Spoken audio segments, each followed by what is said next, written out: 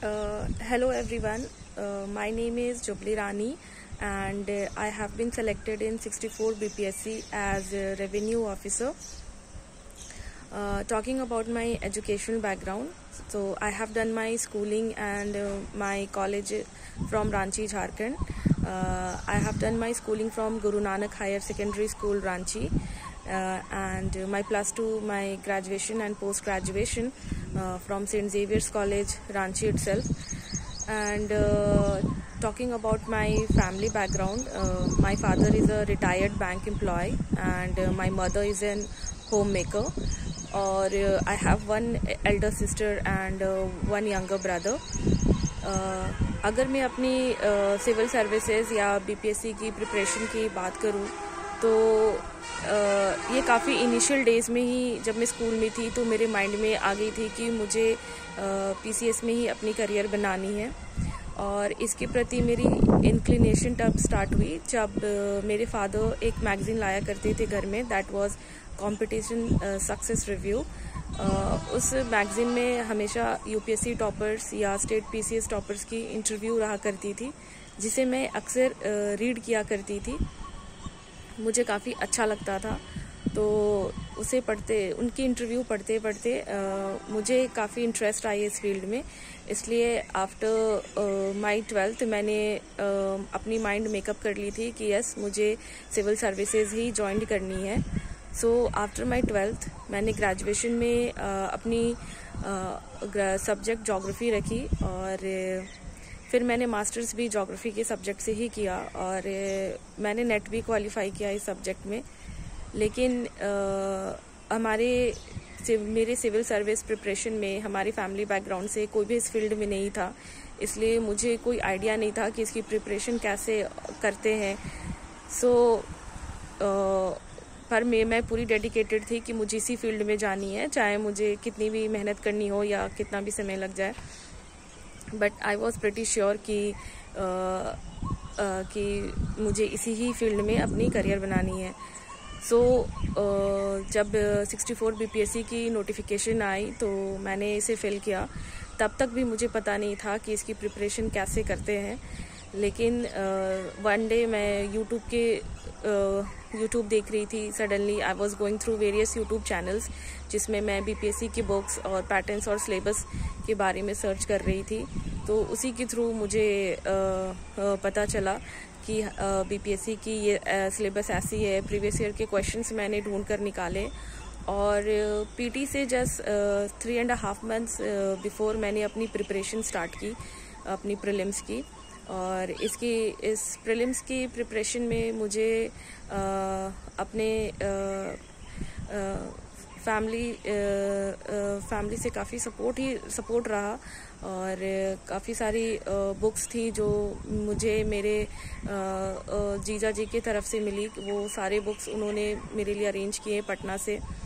तो इस तरह से मेरे पास सारी बुक्स आ गई। उनका बहुत बड़ा हेल्प रहा है मेरी बीपीएससी प्रिपरेशन में। और मेरे कज़न ब्रदर जोसेफ रवि का भी बहुत हेल्प रहा है। उन लोगों ने अपने तरफ से पूरी कोशिश की कि मेरी प्रिपरेशन कभी हैम्पर ना हो। तो इस तरह से सारे बुक्स अरेंज हो जाने के बाद मैंने अपनी प्रिपरेशन स्टार्ट की। और प्रिपरेशन के दौरान सबसे बड़ी चीज़ थी कि मैंने टेस्ट सीरीज़ में खुद को इनरोल कर लिया। मैंने ऑनलाइन टेस्ट सीरीज़ ली थी और जब प्रीलिम्स की एग्ज़ाम मैंने दी दिसंबर 2018 में, और एग्ज़ाम देने के बाद जब मैं श्योर हो गई कि yes I will qualify prelims, then without wasting a single day मैंने अपनी मेंस की प्रिपरेशन स्टार्ट कर दी। However I was lucky this time also, क्योंकि जब मैं यूट्यूब चैनल में डिफरेंट टॉपिक सर्च कर रही थी, art of answer writing search कर रही थी, तो फिर मुझे केआर स्टडीज़ हब मिली। केआर स्टडीज़ हब में मैंने रेखा मैम का वीडियो देखा, जिसमें वो डिफरेंट टॉपिक्स वगैरह पे डील कर रही थी जो बीपीएससी के मेंस में पूछी जाती हैं, जो उनकी बहुत ही फेवरेट टॉपिक रहती है जीएस के पेपर से। तो मुझे बहुत ही अच्छा लगा और मैंने केआर स्टडीज़ हब चैनल को रेगुलरली फॉलो करना शुरू कर दिया। और फिर मैं इस केआर स्टडी हब चैनल की व्हाट्सएप ग्रुप से भी जुड़ गई और काफ़ी कुछ सीखने को मिला, और जिसने मेरी मेंस की प्रिपरेशन में काफ़ी हेल्पफुल भी रही। मैम की वीडियोस, प्लस मैंने मेंस की टेस्ट सीरीज़ भी ज्वाइन की थी अदर इंस्टीट्यूट्स की, जो मेरे आंसर राइटिंग में काफ़ी सुधार आया इसकी वजह से। और मैं फ्यूचर एस्पिरेंट्स को एक बहुत ही बहुत ही हेल्पफुल सुझाव देना चाहूँगी कि प्लीज़ आप टेस्ट सीरीज़ में खुद को ज़रूर इन्वॉल्व कीजिए। आप कहीं से भी पढ़ रहे हो, किसी भी इंस्टीट्यूट से या यूट्यूब से, तो प्लीज़ खुद को टेस्ट सीरीज़ में प्लीज़ इन्वॉल्व रखिए, बिकॉज टेस्ट सीरीज़ आपको खुद को इवैल्यूएट करने में काफ़ी हेल्प करती है और आपके आर्ट ऑफ आंसर राइटिंग में काफ़ी सुधार आती है टेस्ट सीरीज़ से। तो प्लीज़ आप प्रीलिम्स या मेंस के लिए प्लीज़ टेस्ट सीरीज़ ज्वाइन कीजिएगा। तो इस तरह से मेरी मेंस की प्रिपरेशन स्टार्ट हुई और मैंने अपने ऑप्शनल ज्योग्राफी ही रखा था, बिकॉज़ मेरी ग्रेजुएशन और पोस्ट ग्रेजुएशन ज्योग्राफी के ही सब्जेक्ट में हुई थी। तो हालांकि मैंने इस ज्योग्राफी ऑप्शनल के लिए कहीं भी कोई कोचिंग क्लासेस या कहीं भी कुछ फॉलो नहीं किया।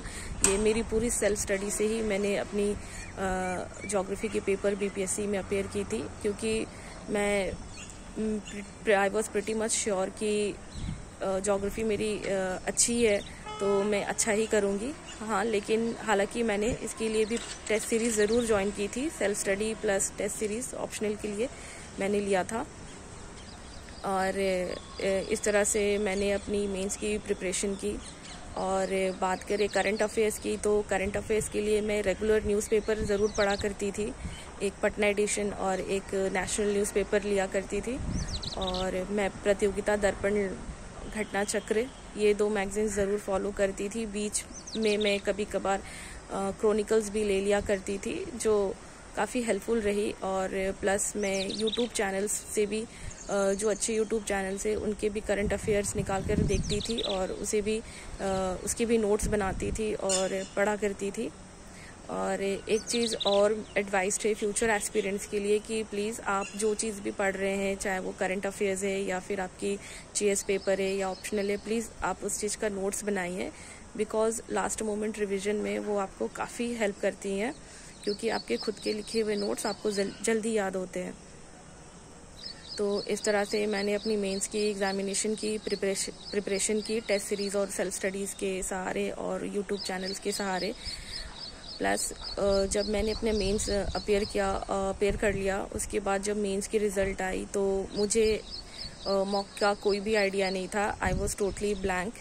मैंने कभी भी कोई इंटरव्यू वगैरह फेस नहीं किया है, तो it was big trouble for me, क्योंकि मैंने कभी भी कोई भी इंटरव्यू नहीं दिया है। तो मुझे काफ़ी डर था अंदर से कि मैं कैसे इंटरव्यू फेस करूँगी, कैसे बोर्ड ऑफ मेंबर्स को फेस करूँगी।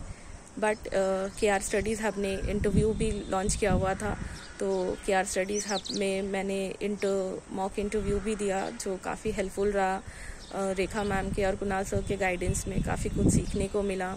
रेखा मैम के सिचुएशनल क्वेश्चंस जो यूट्यूब पे अपलोड होते थे वो बहुत ही फ्रूटफुल और बेनिफिशियल रहे, और काफ़ी सारे पॉइंट्स जो हमें बताए गए कि हम इंटरव्यू में खुद को कैसे प्रेजेंट करना है, किस चीज़ पे ज़्यादा वर्क करना है। तो ये सारी चीज़ें बहुत हेल्पफुल रही मेरे लिए, बहुत कुछ सीखा। और इसके अलावा मैंने 2-3 मॉक्स और दिए थे अलग अलग इंस्टीट्यूट के, जिससे मुझे काफ़ी कुछ सीखने को मिला। हालांकि ये मेरा फर्स्ट एवर इंटरव्यू रहा है किसी भी एग्ज़ामिनेशन में, तो अच्छा गया, अच्छा एक्सपीरियंस भी रहा और काफ़ी कुछ सीखने को भी मिला। इसलिए इंटरव्यू में डायरेक्ट जाने से बेहतर है कि आप प्लीज़ 2-3 मॉक तो पहले देख कर ही जाइए, बिकॉज इससे आपकी कॉन्फिडेंस बूस्ट होती है, आपको एक आइडिया मिलता है।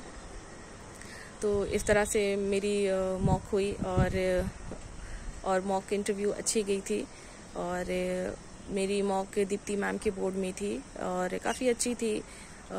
इन्वायरमेंट काफ़ी लाइट रहा, बोर्ड मेंबर्स की तरफ से कोई प्रेशर नहीं था, तो काफ़ी अच्छे से इंटरव्यू देकर मैं निकली थी। और अच्छा भी लग रहा था कि मैंने अपनी तरफ से पूरी कोशिश की जो उन्होंने पूछा जवाब देने की। तो इसमें मॉक इंटरव्यूज़ का भी काफ़ी हेल्प रहा, जिनसे मुझे काफ़ी कुछ सीखने को मिली। और इसके लिए मैं रेखा मैम को बहुत थैंक्स बोलूँगी, क्योंकि रेखा मैम का बोलने का तरीका को मैंने थोड़ा अडॉप्ट किया कि सॉफ्ट, पोलाइट और अच्छे होकर कैसे बोला जाए, क्योंकि एट टाइम्स मैं कभी कभी लाउड हो जाती थी। अपनी प्रिपरेशन में। मिरर, जिनको बोलने में दिक्कत है उनको मेरी एक ही एडवाइस है कि आप मिरर के सामने प्रैक्टिस कर सकते हैं, ये आपको काफ़ी हेल्पफुल रहेगी। तो इस तरह मेरी बीपीएससी की प्रिपरेशन रही और मुझे अपने पेरेंट्स की तरफ से पूरी सपोर्ट मिली है प्रिपरेशन के वक्त। और ऐसा होता है प्रिपरेशन के वक्त कि आप कभी कभी बहुत लो फील करते हैं या फिर अगल बगल के लोग बहुत कुछ बोलते हैं, तो मेरी एक ही एडवाइस है कि please do not go into too much negativity और प्लीज़ अवॉइड कीजिए जब लोग आपके बारे में ऐसी बातें करते हैं। हालांकि ये बहुत मुश्किल होता है क्योंकि लोग जब बोलते हैं तो बुरा लगता है। इस सिचुएशन से हर कोई आई थिंक ऑलमोस्ट हर कोई गुजरता है, लेकिन अगर आप डिटरमाइंड है और फोकस्ड है और डेडिकेटेड है तो आई एम श्योर कि आप you will qualify with flying colours and nobody can stop you. And I owe my success to my parents and my elder sister Lovely and मेरे जीजा जी Rajesh Kumar and my cousin brother जोशफ Ravi और मेरा younger brother Abhijit. इन लोगों के support से ही मैं यहाँ तक पहुँची हूँ, बिकॉज काफ़ी ब्रेकडाउन भी होती है प्रिपरेशन के वक्त और रिज़ल्ट आने में भी काफ़ी समय लगता है, तो आपको पेशेंस रखने की भी बहुत ज़रूरत है। और प्लीज़ आप जो भी प्रिपरेशन कर रहे हैं फोकस्ड रहिए, अपने फोकस को हिलने ना दीजिए और डिटरमाइंड रहिए, आप ज़रूर क्वालिफाई करेंगे। And I was very lucky कि मुझे अपनी पूरी फैमिली की सपोर्ट मिली इस प्रिपरेशन में। And thanks to Rekha ma'am and Kunal sir, उनका भी हमेशा सपोर्ट रहा जब भी ज़रूरत पड़ी। So this is my journey and thank you everyone.